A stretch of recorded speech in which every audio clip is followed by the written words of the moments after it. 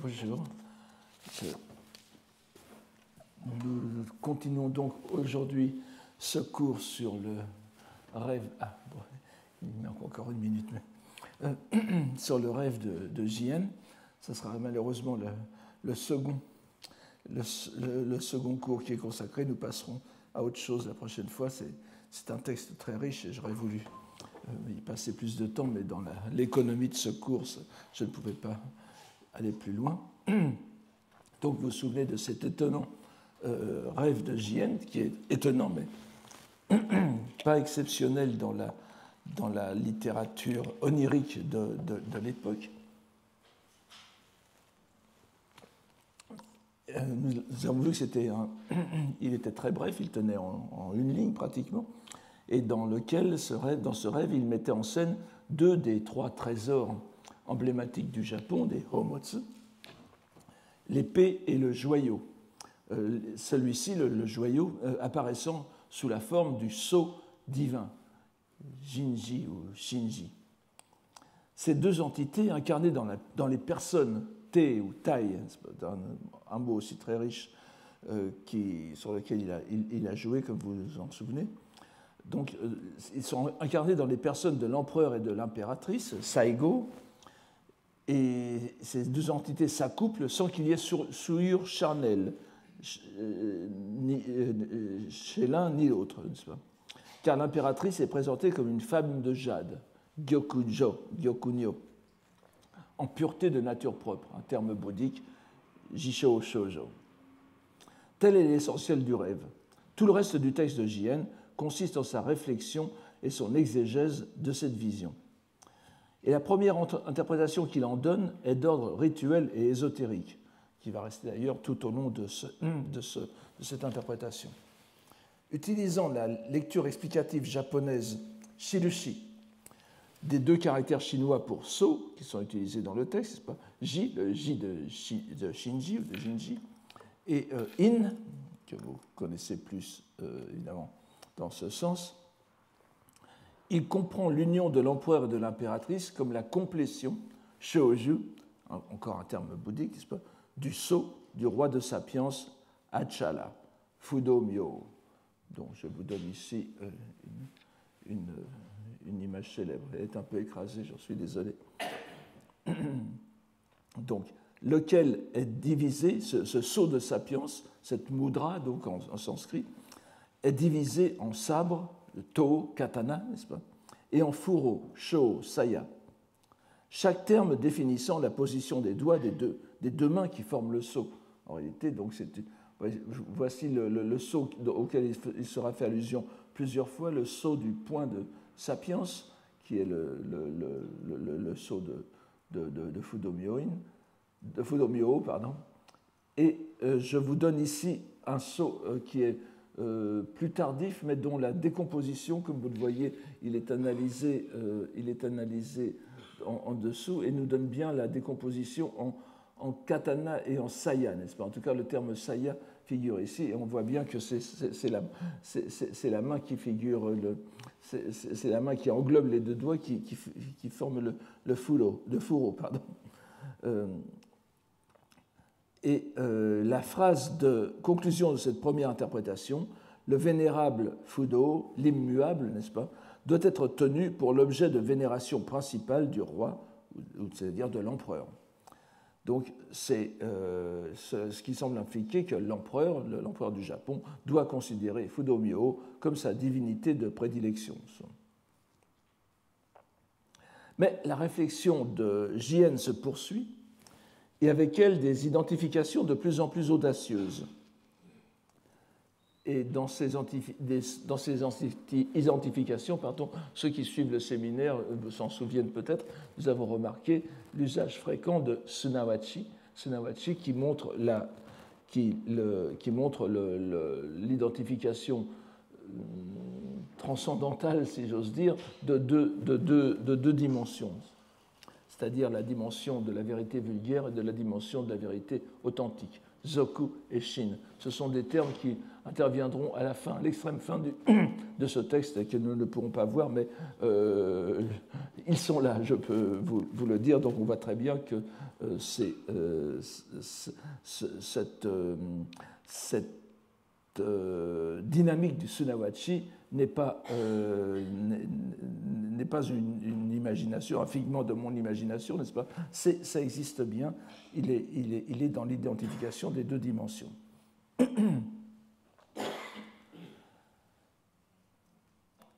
Donc, poursuivant ces identifications, Jien dit bien que le sceau divin est certes la femme de jade, appellation bien vague, ainsi que nous l'avons vu, qui peut recouvrir plusieurs choses, et tout simplement une femme de pureté, une femme ou une belle femme. Mais aussi, en plus, l'entité bouddhique, excusez-moi, ça aussi c'est très écrasé, Butsugen Bumo, c'est-à-dire la mère de la famille au sens de Bu, c'est-à-dire les divisions des mandalas, n'est-ce pas, de la mère de famille au regard, ou constituée en tant que regard du Bouddha. C'est une entité éminemment abstraite en sa conception, qui est la sagesse sublime, Myochi, Taenaruchie, qui donne naissance au Bouddha et Bodhisattva. C'est en ce sens qu'elle est appelée mère des Bouddhas. Dans ce contexte, pour ce que nous contenter de ce qui le concerne directement, il désigne cette sagesse en tant que principe de la famille ou de la répartition, de la division des Bouddhas, Butsubu, du plan de la matrice Taizo Kai Mandala. Il faut savoir aussi que la Butsugen Bumo possède son propre mandala, le Butsugen Bumo Mandala.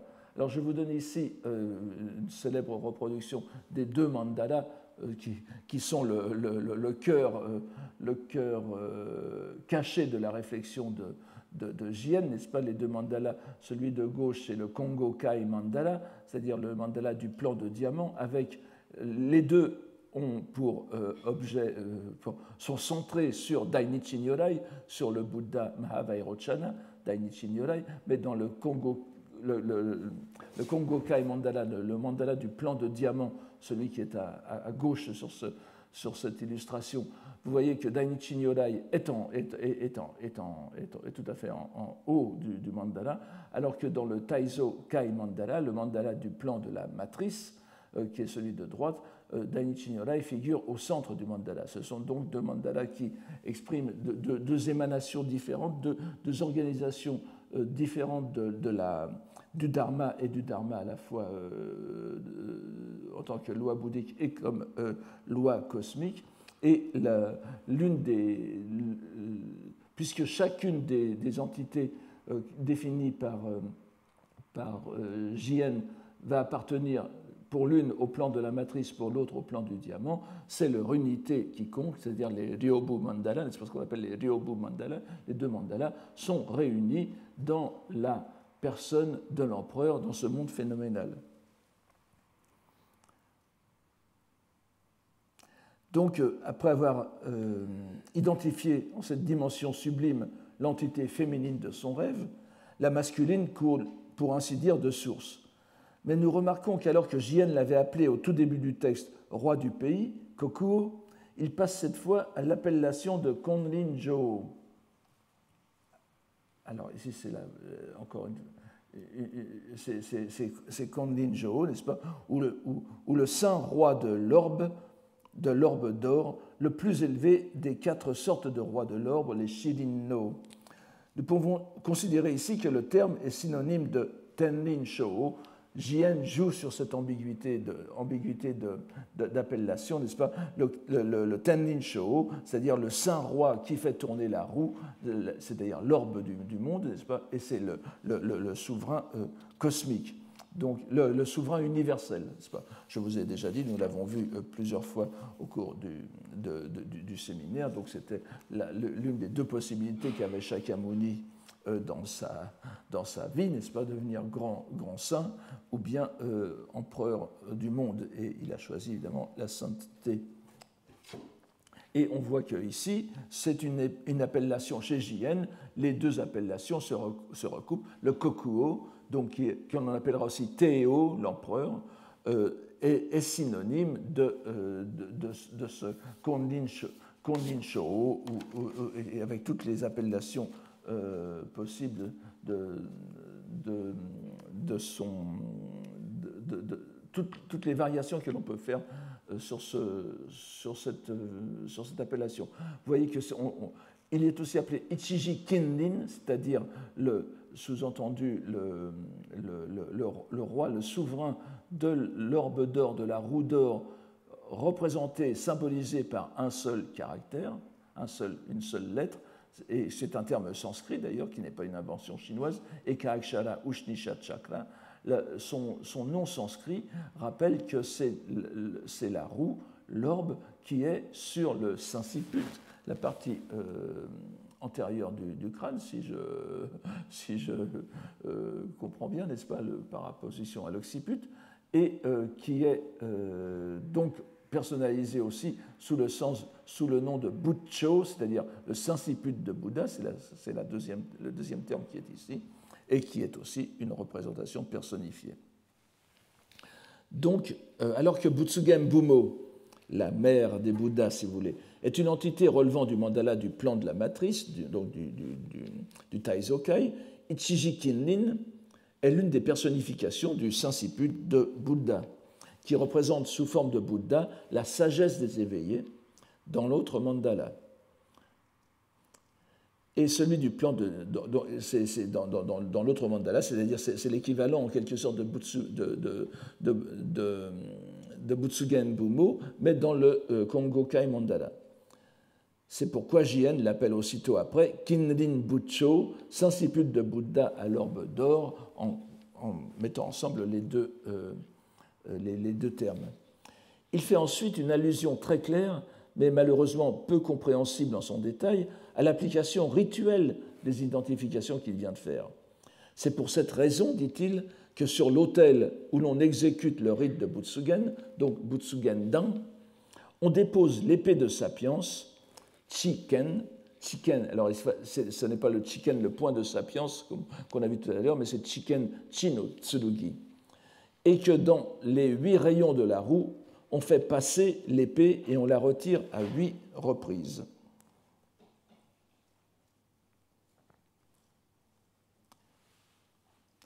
Donc, pardon, vous avez ici les deux citations que je viens de vous dire, n'est-ce pas? Et vous voyez que ici, Mata Butsugen ni Koe Shitamo ou Kyo Shitamo I Kana, Kono Hoken Sunawachi, Konnin Shō Nari, cette épée, l'épée précieuse, donc le trésor, l'un des 3 trésors impériaux, n'est autre que ce Sunawachi qui est écrit ici, mais je ne reviens pas sur ce que je vous ai dit dans le séminaire, n'est-ce pas? Il est mal orthographié si l'on veut, mais le sens est bien clair, c'est le Sunawachi d'identification. Donc n'est autre que le Saint-Roi à l'orbe d'or. Et vous voyez ici, Butsugenpo no Dan-ni Oku Chiken Kana. Alors, là, je vous donne simplement pour ce... alors, on sait par les sources de l'époque que Jien a exécuté plusieurs fois ce Butsugen-ho, n'est-ce pas, ou Butsugen-po, c'est-à-dire le rituel de Butsugen. Et pour ce qui est de l'épée de sapience, il se peut aussi qu'il s'agisse simplement du sceau du même nom, c'est-à-dire du homophone Chikein. Alors, bien que très peu de commentateurs s'enhardissent à expliquer la dernière phrase sur le fait de passer 8 fois l'épée à travers les rayons, sinon... Si l'on lit le texte exactement, on a l'impression que l'épée perce les rayons, mais c'est certainement il passe entre les rayons de la loi. Donc, une allusion, c'est manifestement une allusion au déroulement du rituel, mais le sens métaphorique est clair. Il s'agit de la roue ou de l'orbe du souverain à la roue, Chakravartin, c'est-à-dire c'est l'orbe en tant que monde, ici en tant que royaume, domaine de l'empereur, et l'action de l'épée de sagesse sur le gouvernement du monde est décrite de cette façon. Et on voit tout de suite les conséquences politiques qu'il dit après dans le même texte, que Jien dit après, n'est-ce pas? Cette épée et ce sceau sont l'accomplissement, encore une fois, Jōju, n'est-ce pas? Shōju, Jōju, de l'unité de l'Empire. Tenka Isha. Alors, un texte dit Tenka Isho, c'est parfois donc corrigé par Ishu, n'est-ce pas, le shu qui veut dire le continent ou l'État, c'est-à-dire, en tout cas, le sens est bien clair, c'est l'Empire. Donc, ce sont les trésors Homotsu, le Homotsu du souverain, Osha ou Oja, vous voyez encore une fois un synonyme pour l'empereur ici, qui, par l'accomplissement de la loi de Bouddha et de la loi royale, permet d'administrer le royaume et d'être utile au peuple. Donc nous avons encore une fois Buppo et Obo, on lit souvent Obo, n'est-ce pas, qui est un synonyme de Odo, que vous avez tout à l'heure, plus bas, la voie royale, n'est-ce pas.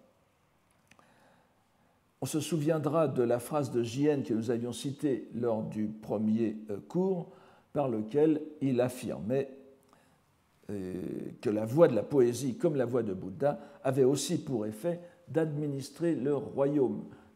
Dans la phrase, c'était Kuni omo osameraruru kotonari. Cette administration du royaume, c'est exactement Rikoku, ici, n'est-ce pas, le Rikoku Rimin, vous voyez, les deux caractères sont différents, mais c'est bien le même sens. Donc, Jien est tout à fait d'accord avec lui-même de ce point de vue.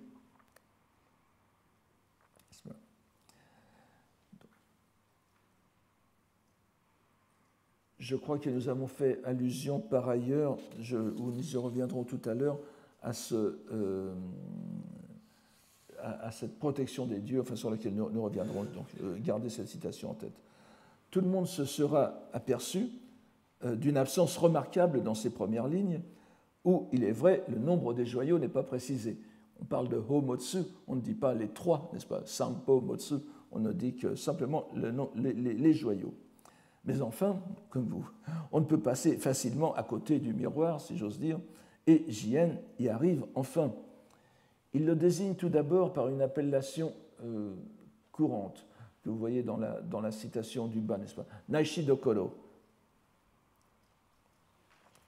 Par une appellation courante qui le situe directement au cœur du palais impérial, le Naishi Dokoro, ou le lieu des desservantes, dont il déclare aussitôt qu'il s'agit du divin miroir, Shinkyo.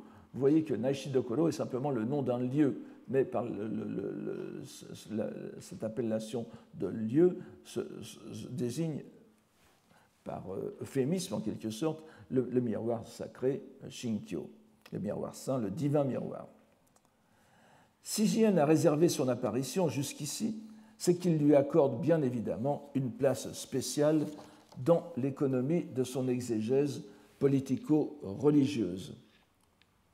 Certes, il n'est pas le seul, et nous verrons dans un instant que son époque faisait le plus grand cas de ce joyau et de ce que l'on pourrait appeler sa procession, c'est-à-dire sa descente dans le monde phénoménal.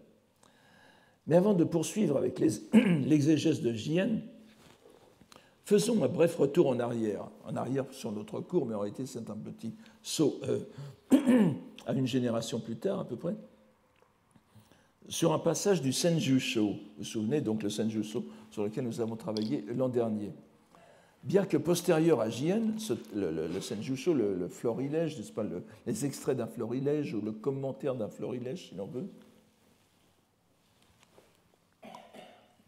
bien que postérieur à Jien d'une génération, il jette une lumière très utile sur les idées de la fin de Heian et de Kamakura, sur le destin des Homotsu, des trésors impériaux. Le passage du Senjusho en question commence par poser une affirmation. Le Japon, Wangacho, c'est-à-dire le Japon en tant que ère de la dynastie impériale, est un pays divin, Shinkoku, n'est-ce pas, qui est quelque chose qu'on trouve aussi dans le Heike Monogatari. Tout cela, et nous sommes vraiment dans le même milieu culturel, n'est-ce pas. Et alors, plus encore, que la loi de Bouddha y soit loi de Bouddha, c'est grâce au pouvoir de nos dieux. C'est Wagakami no Chikara. Et l'expression est développée ensuite avec développée et précisée par ces mots, n'est-ce pas, je vous donne simplement le dernier mot ici. La loi royale y est royale, loi royale, Obo, grâce au pouvoir surnaturel de leur protection, c'est-à-dire Ogo no Shindiki, ou Jindiki. Nous voyons sans peine reconstitué dans cette citation le couple Buppo-Obo évoqué par Jien. Et plus intéressant encore, l'affirmation selon laquelle la loi royale est placée sous la protection des dieux grâce à un astucieux emploi du terme bouddhique Jindiki, n'est-ce pas, qu'on pourrait lire aussi Shindyoku en lecture Kaon, et qui n'est autre que le condensé, en quelque sorte en chinois, du même mot de tout à l'heure, n'est-ce pas, Kami no Chikara. Kami no Chikara et Jindiki, c'est le même mot, vous le voyez bien. Mais cette fois, il est entré dans le lexique bouddhique. Et ce qui est très intéressant, c'est qu'on voit encore une fois l'utilisation, le détournement, l'altération du vocabulaire. Alors cette fois, c'est le vocabulaire bouddhique qui est mis au service de la pensée, de l'idéologie des dieux japonais, des kami, puisque Jindiki est en réalité est un terme, tout ce qu'il y a de plus bouddhique, n'est-ce pas, qui traduit le mot sanskrit.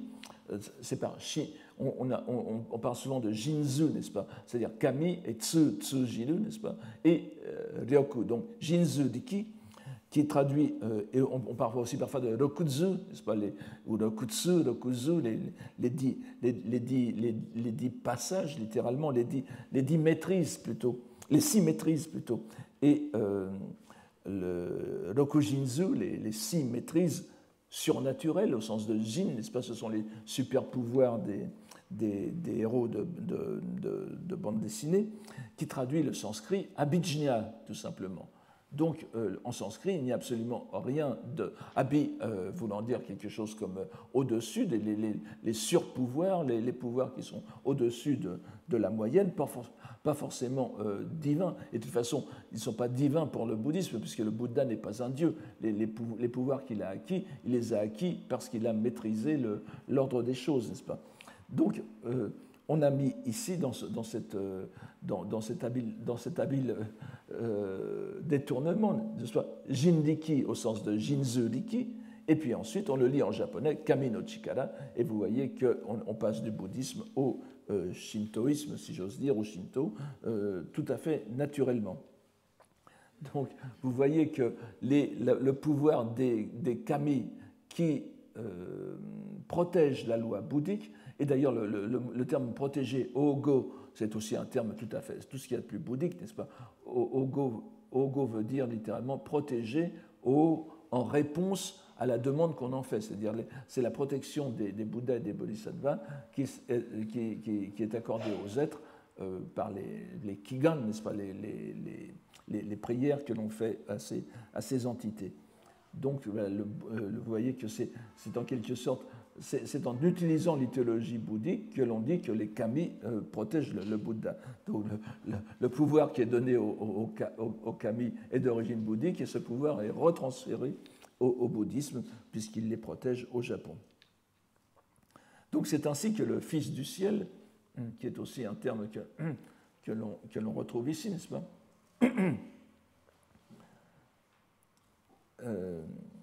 Donc, vous voyez que cette phrase est ici tout à fait intéressante, j'y reviendrai tout à l'heure. Donc, le Fils du ciel, Tenshi, est révéré comme le maître de tout l'empire. Itten no Aruji. Ça, c'est dans le Senjusho, n'est-ce pas? Et ici, la citation que je vous donne en bas, c'est une citation de Jien. Donc vous voyez que le vocabulaire est tout à fait commun. Et par bonheur, et c'est ici que nous entrevoyons mieux le lien avec notre sujet, il est dit dans le Senjusho que le Fils du ciel est servi par le régent de l'empire, c'est-à-dire Tenka no Seisho, Seisho, Kampaku, vocabulaire que nous avons déjà vu, que nous reverrons tout à l'heure aussi. Le couple, c'est l'empereur et le régent. Et il est bien dit dans le Senjusho que ce Seisho, ce régent, est le chef du clan des Fujiwara, de la lignée de la grande divinité d'Issei, et descendant direct de l'avatar du sanctuaire du Myojin, du sanctuaire de Kasuga, qui est Amano Koyane. Donc, dès l'âge des dieux, donc, dans le Senjusho, l'ensemble des divinités, à l'instigation de la déesse Amaterasu, la déesse solaire, jurent allégeance à son descendant, au descendant de la déesse, qui est l'empereur du Japon, qui est issu de la lignée de son petit-fils Ninigi no Mikoto. Bon, ce sont des choses qu'on connaît bien, n'est-ce pas? Et c'est à lui qu'elle confia les 3 trésors. Tandis que la régence, et vous voyez, le couple est déjà formé, est confiée de toute éternité au clan des Fujiwara par l'intermédiaire du dieu Amano Koyane. Il sera bien sûr inutile de rappeler ici que Jien lui-même appartient à ce clan et que son frère aîné Fujiwara no Kanezane illustre par sa carrière politique de Seisho Kampaku les termes de cette alliance primordiale. C'est ici qu'intervient le miroir divin dans le compendium mythologique du Senjusho. Une divergence assez significative avec le mythe traditionnel, et là on pourrait renvoyer aussi au chapitre 11 du Heike Monogatari. Je vous donne simplement ce qui fait la ligne de notre texte, n'est-ce pas? Donc le mythe traditionnel tel qu'il est rapporté dans les 2 écrits fondamentaux que sont le Kojiki et le Nihon Shoki, le miroir n'est pas ici, celui dans le Senjusho, celui qui fut accroché à la porte de la grotte céleste, Amano Iwato. Vous vous souvenez, n'est-ce pas, lorsque Amaterasu s'était isolé dans cette grotte céleste, on l'avait fait sortir par un subterfuge qui est aussi décrit de façon différente, mais la version la plus connue étant la danse de la déesse Uzume. Et lorsqu'elle sort, Amaterasu se voit reflété dans le miroir qui avait été déposé devant la grotte, dans cette intention d'ailleurs, puisqu'elle se voit, elle est attirée par sa propre image, n'est-ce pas? Ça, c'est la version traditionnelle. Donc c'est un miroir qui existait avant l'entrée de Amaterasu dans la grotte. Or, dans le Senjusho, c'est la déesse elle-même qui ordonne la fonte du miroir, le miroir étant présenté comme sa forme et son image, Katachi et Sugata, et en commandant qu'il soit déposé dans le même palais que le maître ou le souverain du Japon, Nihon no Haruji. Dans le Senjusho, toujours, la première fonte fut un échec, et le miroir raté fut installé au sanctuaire de Hinokuma, que vous avez ici, que j'ai mis en première ligne ici, en la province de Kii, donc le Hinokuma Jingu, qui forme avec le Kunikakasu Jingu, le Nichizengu. Et il est intéressant de voir que dans le Shinto ancien, ce complexe du Nichizengu était considéré comme de même rang que celui d'Issei. Et n'oubliez pas que c'est à Issei qu'est conservé, si j'ose dire, le vrai miroir céleste. Alors vous voyez que c'est complexe. Nous avons maintenant une série, nous sommes pour l'instant à 3 miroirs, même à l'époque. Nous avons le miroir d'Issei, le miroir du Nichizengu et le miroir du palais impérial. Bon, nous n'allons pas intervenir, nous n'allons pas digresser plus longtemps là-dessus. Vous savez bien que ça engage évidemment des représentations politiques tout à fait importantes. Donc ce miroir raté est déposé dans ce sanctuaire, et vous voyez que dans le Senjusho, il n'est pas question, l'égalité des 2 sanctuaires est niée de fait, puisque c'est le miroir qui n'a pas été bien fondu, qui est dans cet endroit. Et le miroir réussi, lui, fut déposé au lieu des desservantes, donc le Naishi Dokoro, qu'on appelle aussi le Kashiko Dokoro du palais impérial. Et ce Kashiko Dokoro est soit une partie, soit une autre appellation, comme du Ummeiden, n'est-ce pas, le Ummeiden, c'est-à-dire l'un des pavillons du palais impérial de Kyoto, que l'on lit parfois aussi Ummeiden, mais la lecture un est plus correcte dans la mesure où le caractère on ici est lu au sens de est lu dans le sens d'accumulation, n'est-ce pas?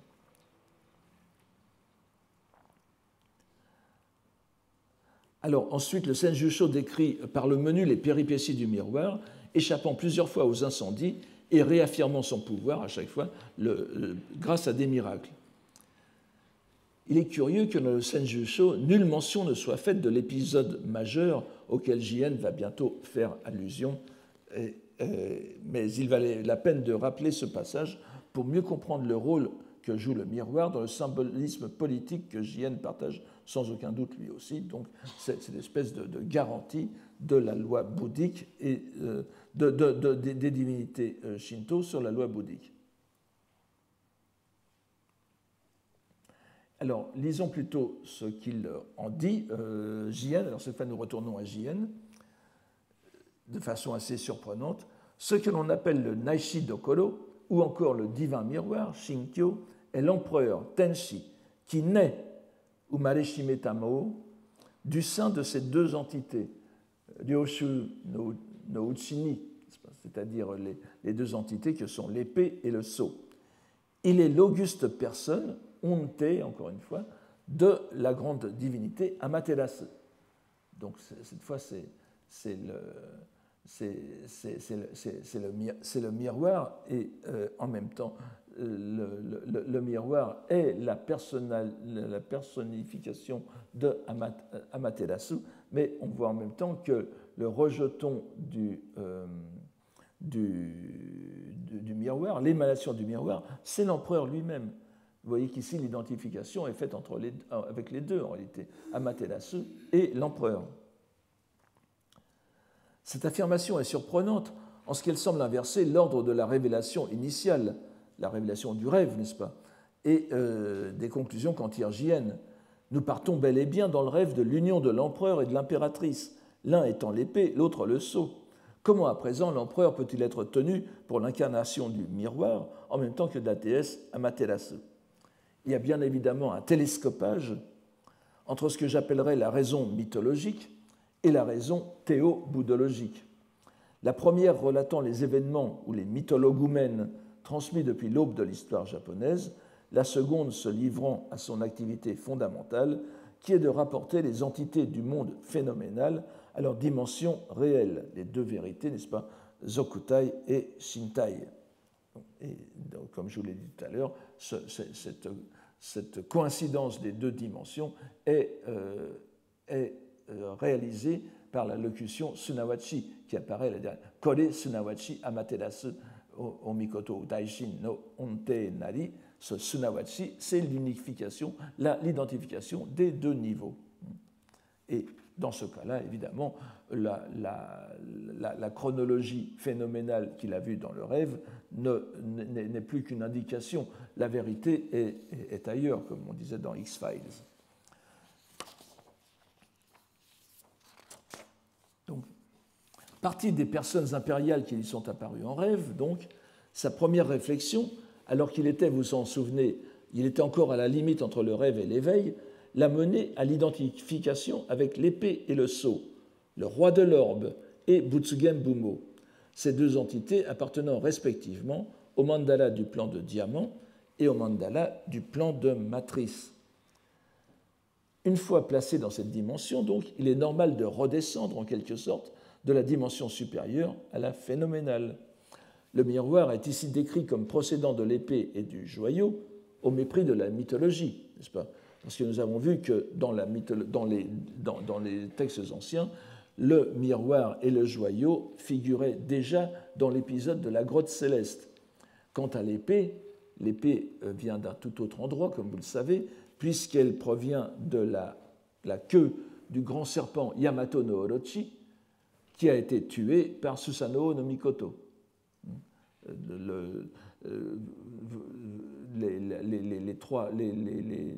Les origines très différentes sont gommées ici dans l'évocation de Jien et du Senjusho aussi d'ailleurs. Ce ne sont plus que trois entités particulières. il est bien entendu que, aussi, je n'insisterai pas là-dessus parce que ça nous emmènerait trop loin, que ces trois joyaux, Homotsu, n'est-ce pas, c'est évidemment peuvent être aussi considérés comme une démarcation dans le monde phénoménal japonais des trois joyaux du bouddhisme.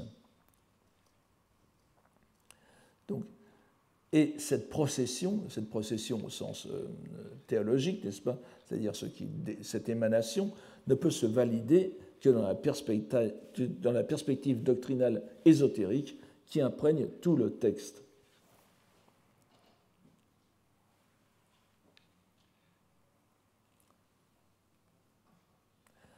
Et admirons la hardiesse de ce qui suit, mais qui s'inscrit pleinement dans le mouvement ou la dynamique, le mouvement unificateur dans lequel Jien s'est lancé. Et celle-ci, Amaterasu no Mikami, n'est-ce pas, est l'ainsi venu grand solaire Mahavairochana Dainichi Nyorai. Bon, cette fois, c'est bien clair, n'est-ce pas? Nous sommes dans le Shinto et en même temps, ce monde Shinto des Kamigami s'inscrit dans un plan supérieur qui est la personnalité centrale des deux mandalas que nous avons vus, n'est-ce pas? Les deux mandalas qui sont réunis dans cette union impériale, encore une fois. Vous voyez que nous sommes dans vraiment une grille de lecture entièrement bouddhique. On ne saurait cette fois aller plus haut, et il ne nous reste qu'à lire un peu plus rapidement la suite de la réflexion de Jien, qui va déboucher sur des conséquences politico-religieuses importantes.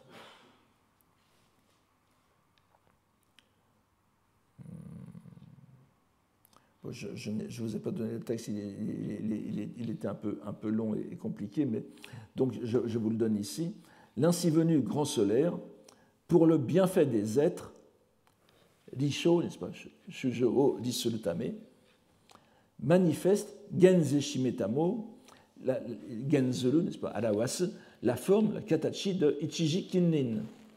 Cet Ichiji, donc nous l'avons vu tout à l'heure, n'est-ce pas, cet Ichiji Kinnin étant du plan de diamant, c'est-à-dire du Kongokai Mandala, le roi a pour base le souverain à l'orbe d'or, Konrin-no. Par conséquent, c'est en empruntant cette idée au plan de Bouddha, c'est Bukkai, qu'il manifeste ce corps, Kono-mio Genjitamo. En règle générale, les mantras, les shingon, ont pour base les marques opératives, Jiso, Kotonoso, n'est-ce pas? Je reviendrai là-dessus dans un instant.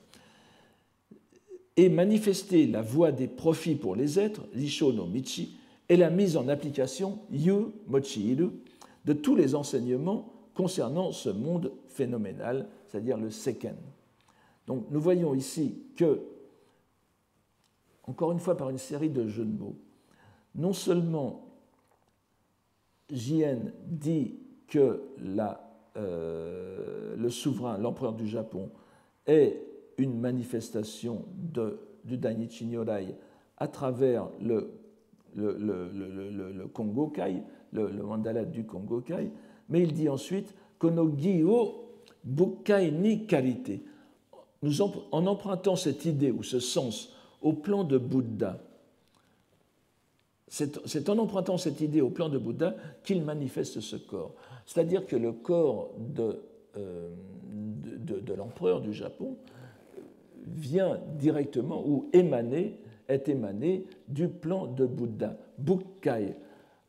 Ce n'est pas ici une contraction du mandala, c'est, vous vous souvenez de l'idée selon laquelle l'univers est divisé est réparti en 10 dimensions, Jikkai, c'est-à-dire les 6 voies plus ça fait un peu l'âge du capitaine, n'est-ce pas, les 6 voies plus les 3 véhicules plus le monde de Bouddha, c'est-à-dire que le monde de Bouddha, Bukkai, qui est l'ultime des 10 mondes, qui est l'ultime, le plan transcendant des mondes, qui n'est pas au-dessus, mais qui les englobe tous. Si vous vous souvenez du Shoji Jisogi, dont je vous donne ici l'extrait, dont je vous donne un extrait, de Kukai, donc nous sommes chez Kukai, mais c'est bien la même pensée qui est en œuvre. Donc il n'y a pas malgré cette division, cette répartition de l'existant en 10 niveaux, il est ultimement dans le plan de Bouddha. Et comme le dit ici Kukai, n'est-ce pas, chez le sage, en revanche, les graphèmes monji, n'est-ce pas, monji, et nous sommes ici aussi dans le monde de l'écriture, n'oubliez pas que c'est Ichiji Kinnin, n'est-ce pas, le Ekachara, c'est-à-dire le souverain au caractère unique, au caractère unifiant. Donc, les graphèmes provoquent la contemplation des causes et conditions. Sans rien en prendre ni abandonner, ils provoquent la construction des divers mandalas du plan de loi et opèrent la vaste œuvre de Bouddha. Ils rendent hommage aux éveillés vers le haut et assurent les bienfaits des êtres vers le bas. C'est exactement ce que nous avons ici. Et les signes d'écriture du plan d'existence de Bouddha sont vrais et réels, Shinjitsu, c'est-à-dire donc le plan d'existence de Bouddha, c'est le Bukkai, c'est ce qui est dit ici. C'est à partir donc toute cette construction est validée par le fait qu'il émane directement du plan de Bouddha. Donc ceux qui ont suivi il y a quelques années les cours sur le Shoji Jisogi de Kukai ne seront pas étonnés de voir apparaître ici, dans ce contexte ésotérique, les termes de Bukkai et de Shingon, le monde de Bouddha est la plus haute des 10 dimensions dans lesquelles les êtres agissent. C'est bien sûr la dimension d'existence du Dainichi Nyorai, et c'est donc sur lui que reposent directement les différentes formes du souverain jusqu'à l'empereur du Japon. Les mantras aussi, nous le savons par le même texte, sont fondés sur les lettres brahmiques, les bonji, dont la forme réelle existe éternellement dans le plan d'être de Mahavairochana. Donc, nous arrivons ainsi au terme de la réflexion interprétative de Jien. Lorsque le souverain en ce monde, Seiken no Kokuo, Seiken c'est le monde phénoménal, n'est-ce pas, accède au trône impérial, et là il prend et vous allez voir à quel point c'est important dans tout ce développement, et nous sommes ici dans quelque chose de très concret, qui a des conséquences jusqu'à l'époque moderne. Vous savez que à chaque fois qu'il y a une cérémonie de... Alors on dit intronisation, il y a quand même un trône, il y a un siège en tout cas dans la cérémonie d'intronisation impériale japonaise, donc il n'est pas absurde de l'appeler ainsi, mais se pose la question du rituel qui est engagé. Et comme vous le savez, le rituel actuel est tout à fait dégagé de tout ce qui pourrait ressembler au bouddhisme, à du bouddhisme, n'est-ce pas, puisque depuis la séparation du bouddhisme et du Shinto, le Shinto, qui était autrefois le Shinto d'État et qui est resté malgré tout comme, disons, cadre privilégié de tout ce qui touche la maison impériale, eh bien, se refuse à intégrer les éléments bouddhiques. Or, nous allons voir ici qu'à cette époque cruciale, n'est-ce pas, parce que je vous rappelle que nous sommes passés de Heian à Kamakura, c'est-à-dire du règne de l'empereur au règne des shoguns, au gouvernement des shoguns, à cette époque cruciale. Donc, le cœur du problème pour Jien, c'est cela, c'est la validation rituelle de l'intronisation impériale. Donc, lorsque le souverain en ce monde, Seiken no Kokuo, c'est-à-dire l'empereur du Japon, accède au trône impérial, et ici il prend le terme traditionnel de Takamikura, c'est pas le haut, l'auguste et haut Kura, il faudrait dire des choses comme le dé peut-être, ou c'est tout ce qui peut, tout ce qui est contenant, n'est-ce pas? Normalement, évidemment, vous savez que ça veut dire maintenant une sorte presque de hangar, mais là c'est vraiment l'espace où est installé le trône. Donc dans le rite qui est dit d'intronisation, sokui, c'est encore le terme moderne, cela consiste donc en une imitation manebu le terme est bien là, Manebu, Manebi Tamaite, de l'idée du Konrin-no comme transformation de Dainichi. Dainichi Shohen no Konrin-no no Gi o Manebi Tamaite. Donc l'intronisation impériale est une répétition dans notre monde phénoménal de cette procession de Dainichi au Konrin-no, au souverain de l'orbe d'or. Et c'est ainsi et c'est pour cela qu'il forme le sceau du point de sapiens, Skein, que je vous ai donné tout au début. Donc vous voyez, et en effet, dans les... alors, il y a ici quelque chose sur lequel il faudrait intervenir beaucoup plus longtemps que nous pouvons le faire, je vous le dis simplement en quelques mots, n'est-ce pas? Donc, le sceau du point de sapiens, que nous avons vu tout à l'heure, n'est-ce pas, était le sceau formé par l'empereur lors de sa cérémonie d'intronisation. Et ce rite est ancien, puisque, d'après JN, il est rapporté par Oe no Masafusa, que nous avons vu il y a quelque temps déjà, n'est-ce pas, l'un des grands lettrés de l'époque du XIe siècle. Il est mort en 1111. Et Oe no Masafusa rapporte que dans la cérémonie d'intronisation, alors que l'empereur est caché, n'est pas vu, n'est-ce pas, des autres, l'empereur forme ce sceau, cette mudra du point de sapiens. Et ce que dit, en revanche, ce que dit JN, c'est que Oe Masafusa l'a dit, mais que ce n'est pas confirmé par d'autres sources. C'est-à-dire que ce serait une sorte de hiden, de kuden, n'est-ce pas, de transmission orale qui n'est pas à l'intention du vulgaire. Mais cette fois, JN l'affirme bel et bien. Et évidemment, nous sommes ici tout à fait dans l'idéal du Honji Suijaku, puisque, n'est-ce pas, c'est-à-dire la base fondamentale et les traces descendues, le foncier et le vestigiel. Et c'est bien ce que dit JN, puisqu'il précise aussitôt le Mahan Vairochana du plan de diamant faisant émaner sa trace à partir de la base, Motoyori Ato Tarete, oui, Moto c'est Hon, et Ato Tarete Sui Jaku, il assure les bienfaits des êtres. Le soleil, en tant que trace émanée de la base, Motoyori Sui Jaku no Hi. Alors, ça ne peut être que Amaterasu. A Dainichi pour cause, In, et Konrin-no pour fruit, Ka, Inga, Shiso, n'est-ce pas?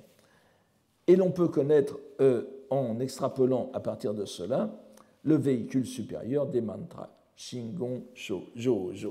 Donc vous voyez que toute cette procession qui mène à la dignité impériale, à l'intronisation de l'empereur, est en réalité une concrétisation des Shingon, des mantras qui, comme vous le voyez ici, proviennent directement du plan de Bouddha de Mahavairochana.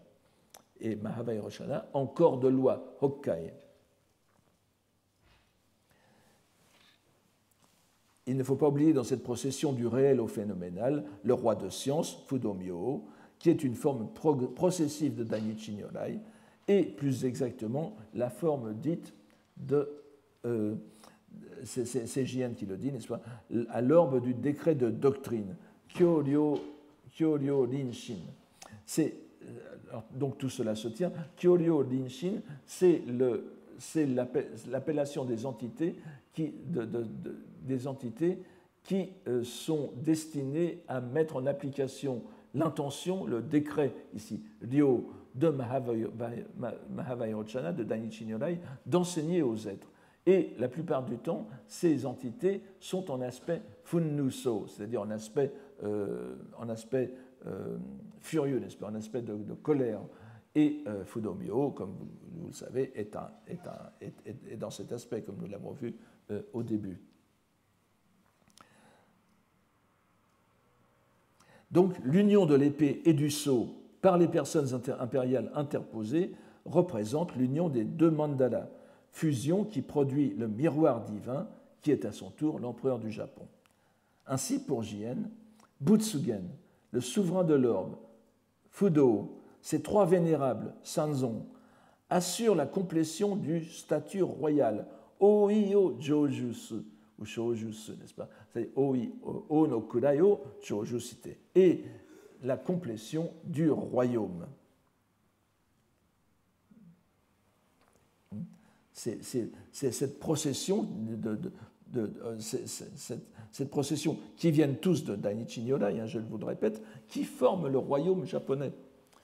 Et tout cela lui est apparu en poursuivant sa réflexion avant de s'éveiller complètement de son rêve. Et vers la fin de la première partie donc de cette relation du rêve, conscient de ce qu'il implique, il s'écrit, comme il le fera encore plus tard, impensable, indicible, d'une étrangeté inconcevable.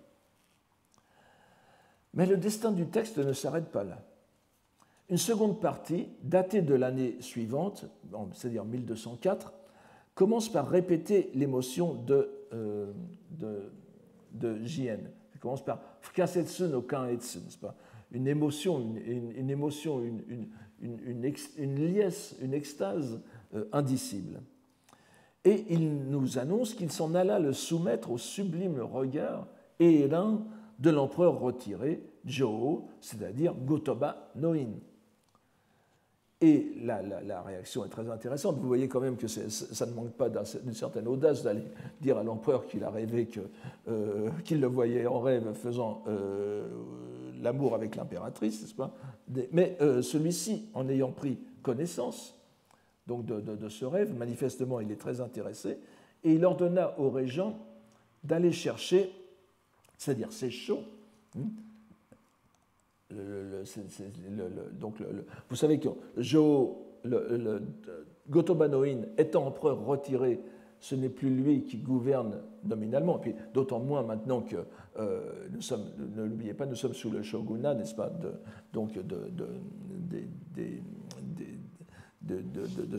ce qui deviendra les Hojo. Et donc, il n'a plus de pouvoir politique, mais il a encore un régent parce qu'il y a un empereur qui règne, n'est-ce pas? Et donc, il s'agit de nul autre que Yoshitsune Kujo Yoshitsune, c'est-à-dire Fujiwara no Yoshitsune, qui est le régent de l'empereur régnant, qui est tout jeune, qui a 7 ans à l'époque, qui est Tsuchimikado.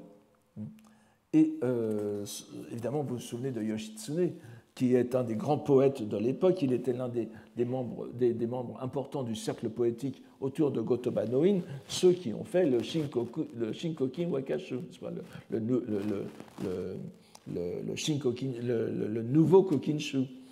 Et non seulement il a été l'un des compilateurs de ce recueil, mais c'est aussi le troisième poète le plus représenté dans ce recueil, après Saigyo et Jien, justement. Et n'oubliez pas encore plus que Yoshitsune a fait la préface en japonais de ce Shinkokinshu, préface en japonais qui a été mise. Le Shinkokinshu présente cette particularité d'avoir une préface en japonais et en chinois, exactement comme le Kokinshu qui l'a précédé de 3 siècles. Cette double préface ne se trouve pas n'importe où. C'est vraiment une imitation, une restauration du Kokinshu qui est faite. Donc Yoshitsune est en quelque sorte le successeur spirituel de Kinotsura Yuki, n'est-ce pas, si l'on prend. Donc l'empereur demande au régent, Seisho, qui manifestement a assisté à la scène, d'aller chercher le premier livre du Nihongi, c'est-à-dire du Nihon Shoki, l'un des deux, donc le texte de 720, rédigé en 720, qui consigne la mythologie japonaise, le premier livre, et c'est dans ce premier livre qui est relaté l'apparition des 3 trésors, ainsi qu'un texte sur lequel je ne m'étendrai pas, qui est sans doute... Alors, le texte est intitulé Shinkyo Kenji Gammon, n'est-ce pas? Shinkyo Kenji Kanmon, c'est-à-dire le rapport Kanmon, le texte fait en réponse à une commande impériale ou d'un noble, sur le divin miroir, l'épée et le sceau. Alors, il se peut que ce texte ait été rédigé par le Yoshitsune lui-même. Et impatient pour voir ce qui y était dit. Alors, quelques commentateurs se sont étonnés de ce que l'empereur et même JN lui-même, puisqu'il aurait pu le dire avant, n'est-ce pas, ait besoin d'aller consulter le Nihon Shoki pour vérifier cela, alors que tout le monde devrait le connaître. Ce qui indique que peut-être que ce texte n'était pas aussi étudié et répandu, alors que maintenant, évidemment, après la Renaissance, disons, nationale de l'époque d'Edo, le Nihon Shoki et le Kojiki sont devenus des textes fondamentaux. À l'époque, il n'était peut-être pas aussi répandu que cela. Et il y a aussi quelque chose d'autre qui en indique. Je vous le dirai tout à l'heure si j'en ai le temps. Donc, un rapide examen montra que la chose y était clairement relatée. C'est-à-dire, donc, son rêve était bel et bien conforme aux textes originaux. Mais ça veut dire simplement, vous voyez que le Nihon Shoki ne fait qu'établir le lien entre les trois trésors et les divinités japonaises. Il n'y a rien d'autre et évidemment la validité du pouvoir impérial, puisque c'est Amaterasu donne à Ninigi no Mikoto ces trois trésors qui iront après au premier empereur japonais, à Jimmu Tenno. Mais tout le monde était censé connaître ça. Pourquoi Jien y trouve-t-il confirmation de son rêve? Et pourtant, c'est bien ce qu'il fait. Il y trouve confirmation de son message. Alors, mais quelle était aussi la portée du message? Et c'est ça qui est important. Dans la deuxième partie, donc après que Jien eut reçu l'aval impérial, il relate une péripétie historique qui, chose intéressante, n'était pas de mentionner dans le Senjusho dont nous parlions tout à l'heure. Et une péripétie qui a une certaine importance, comme dit la chanson, dans sa réflexion. Et vous allez voir que cette réflexion va se poursuivre après dans un autre niveau. Nous verrons cela dans les deux derniers cours.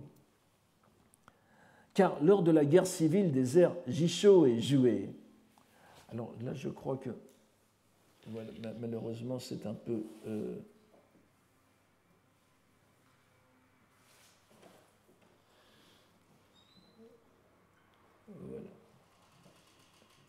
Voilà, ici, n'est-ce pas? Oui, alors ici c'était je vous ai résumé le texte qui est donné ici, donc la seconde partie du Musoki de Jien. Et ici, je vous résume à présent. Alors c'est un peu, je crois que c'est un peu difficile à dire, mais essayez de suivre de toute façon.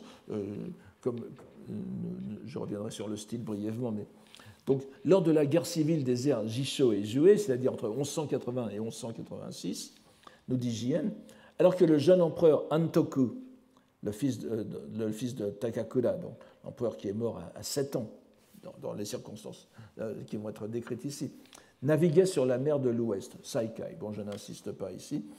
Évidemment, c'est la bataille de Dan-no-ura, n'est-ce pas, donc de 1185, par laquelle les Minamoto vont écraser les Taira et vont écraser les partisans du jeune empereur Antoku, et avec des circonstances tragiques qui vont mener directement à la fin de l'Empire. Donc, et avec lui étaient les trois joyaux. Vous l'avez ici, Sanshu no Homotsu. Et lors de la bataille, sa grand-mère maternelle, qui est ici appelée, vous voyez à la fin de la première ligne, Roppara no Nii, c'est-à-dire Niidono, ceux qui ont lu le Heike Monogatari, font sans peine l'identification, n'est-ce pas? Donc, sa grand-mère maternelle les serrant en son sein, c'est-à-dire bien sûr, il n'y a pas de pronom en japonais, mais donc c'est à la fois tenant en son sein, kokoro, n'est-ce pas, futokoro ici, l'empereur et le joyau, le sceau, hein, le sceau divin, Jinji, qui est sous son bras, n'est-ce pas, Waki no Shita, et l'épée, le Hoken, qui est à sa taille, elle se précipita dans les flots au fond de la mer. Plutôt que de tomber aux mains de l'ennemi, elle se noie avec l'empereur. C'est une scène absolument déchirante que tout le monde connaît au Japon. Je voulais vous en donner des illustrations, mais il y en a tellement que...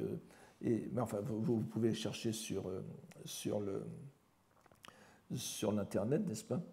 Et en même temps, alors, il y avait les 3 joyaux sur le vaisseau commandant, n'est-ce pas? Mais en même temps, le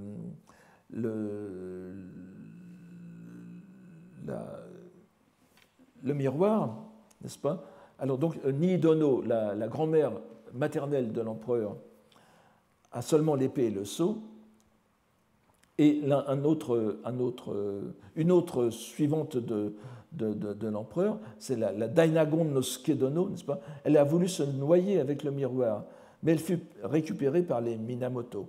Et d'ailleurs, il y a une scène où ils essayent d'ouvrir l'écrin où se trouve le miroir, ils sont aveuglés et saignent du nez, n'est-ce pas? Hanajin aderu. Et c'est un Taira no Tokitada, qui, lui, n'est pas mort dans le combat, mais on le voit bien dans le Heike Monogatari, il change prudemment de camp, donc il va bien sûr faire allégeance au Minamoto. Et c'est Taira no Tokitada qui rapporte ce miroir à Kyoto. C'est une scène aussi, c'est une scène du livre 11 du Heike Monogatari. Donc c'est en tant que Naishi Dokoro. Mais l'épée de joyau, n'est-ce pas, le Hoken, l'épée de joyau, elle, qu'avait Niidono, eh bien, elle est au fond de la mer, au fond des mers. On l'a cherchée, bien sûr, mais on ne l'a pas retrouvée. Là, vous me direz, mais alors l'épée qui est à Jingu maintenant, à Nagoya, d'où vient-elle? C'est un problème dans lequel nous ne pourrons pas entrer ici. Mais en tout cas, vous voyez bien que pour l'époque de Jien, l'épée est perdue.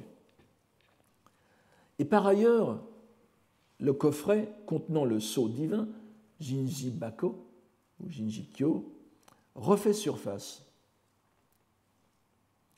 Et les guerriers qui le récupèrent tentent de l'ouvrir.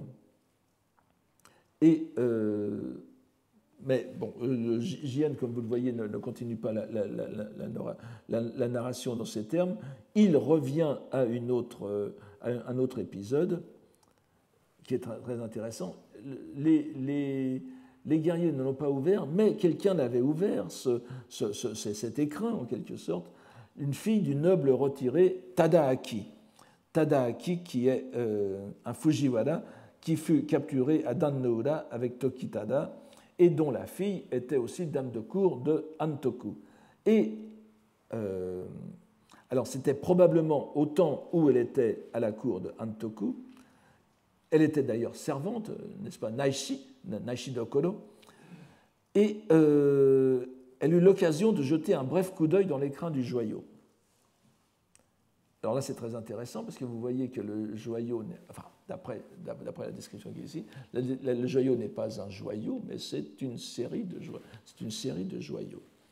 Ce joyau consistait en une double boîte suspendue, futakakeko, c'est-à-dire, vous savez, dans le coffret, il y a deux étages en quelque sorte. Chaque boîte renfermant 4 perles de jade. Je traduis ça shugyoku, n'est-ce pas? Alors, on pourrait. Shugyoku, normalement, c'est Shinju no Ju et Gyoku, le jade, ça voudrait dire perle et jade. Mais on peut aussi l'employer au sens d'objets précieux, joyaux, et je pense que, pour plusieurs raisons, on peut le traduire par perle de jade. Donc, chacun renfermait 4 perles de jade, ce qui faisait en tout 8 perles de jade. Ainsi, dit Jien, C'est-à-dire que vous voyez pourquoi est-ce qu'il trouve confirmation de sa vision? C'est à cause du jade, Gyoku. Et Gyokunyo, Gyokujo, n'est-ce pas, la femme de jade, c'était la personnification de l'empereur. Donc, ainsi, dit-il, les relations écrites, vous voyez la fin du texte, les relations écrites, les attestations de visu, des visus, shogen, n'est-ce pas, le sho de shonin, de Mokugekisha, n'est-ce pas, les attestations des visus et son propre rêve à lui, ces trois sources indépendantes, c'est une vraie enquête, n'est-ce pas, correspondaient à peu près complètement. Hobo, dit-il. Il met quand même hobo, n'est-ce pas, à peu près. Donc, alors, en même temps donc qu'une confirmation de sa vision, quel est le sens de la perte de l'épée qu'a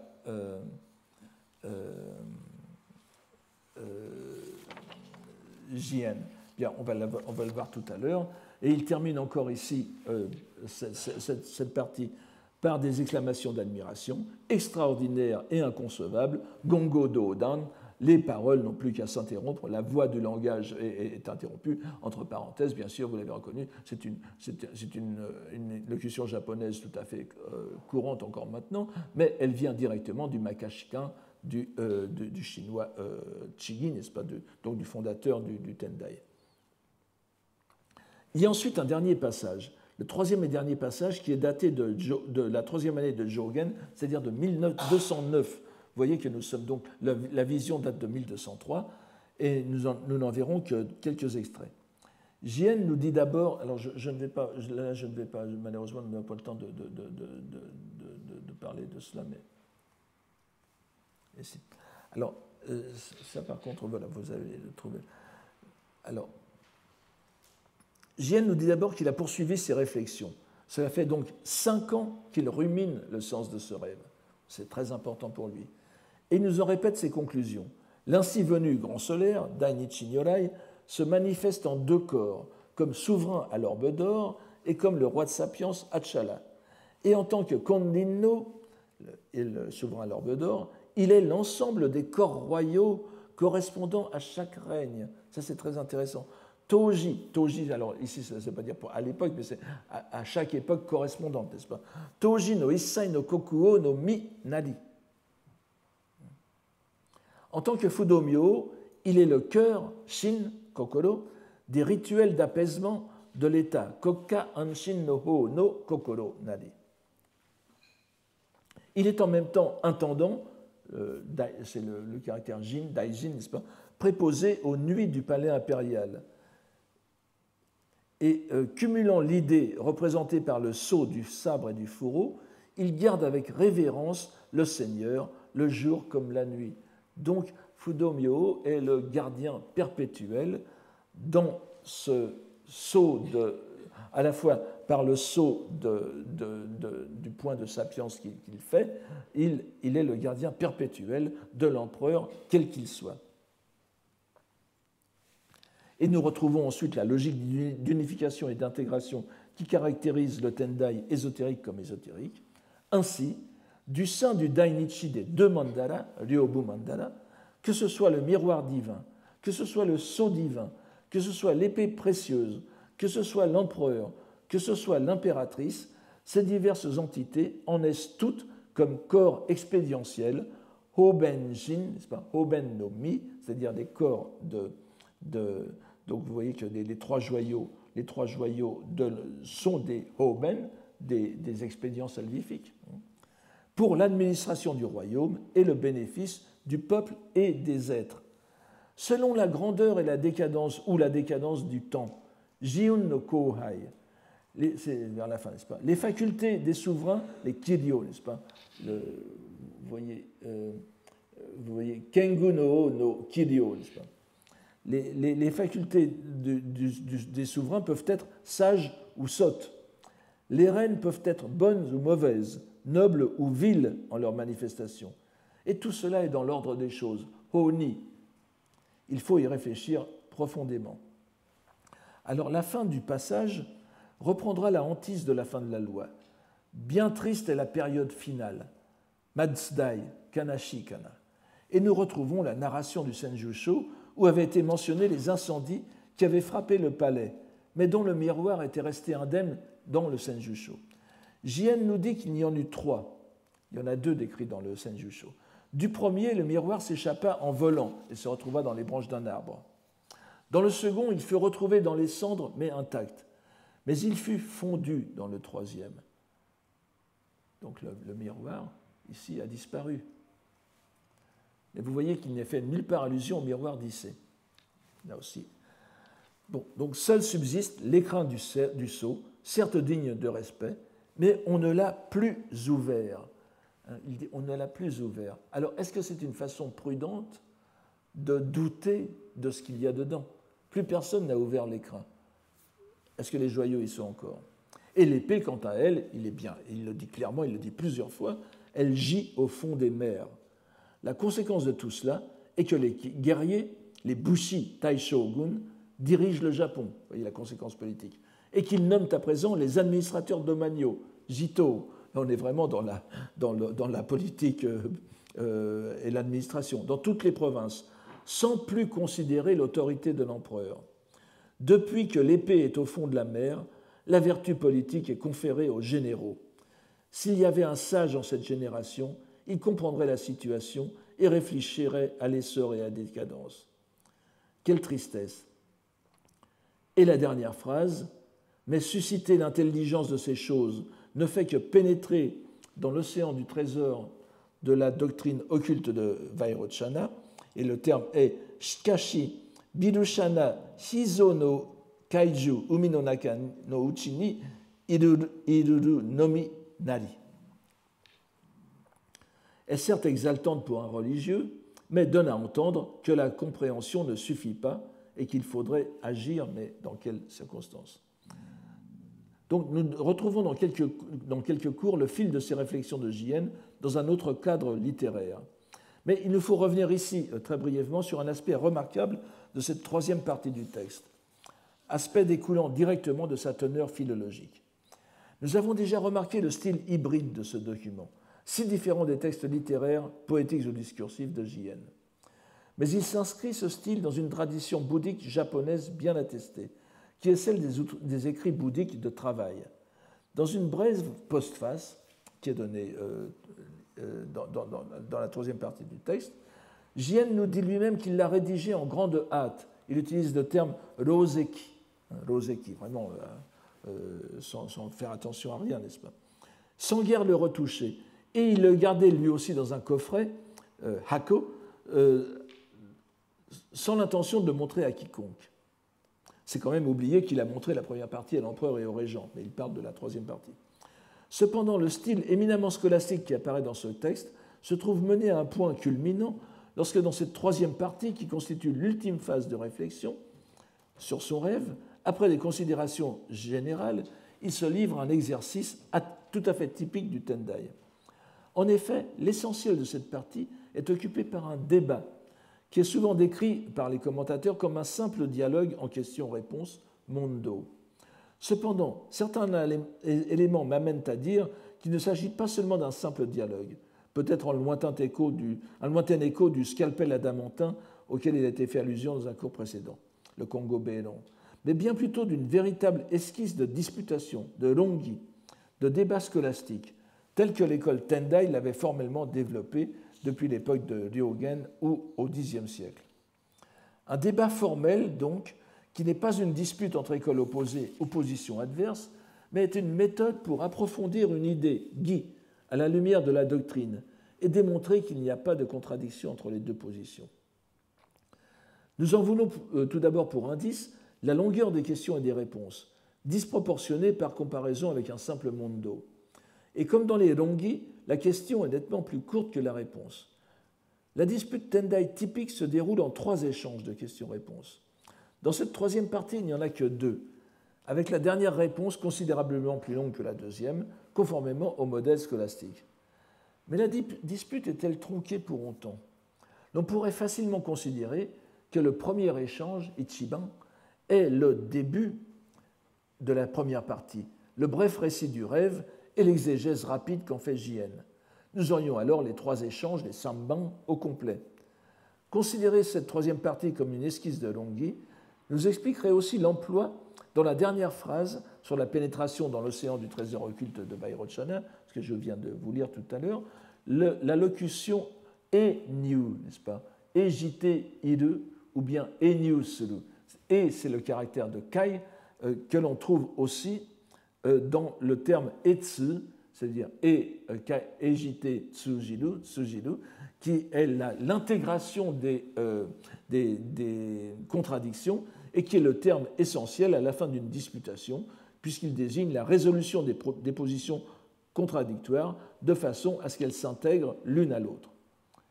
Nous n'aurons pas le temps d'aborder en détail ce débat purement clos, puisque c'est entre JN et lui-même.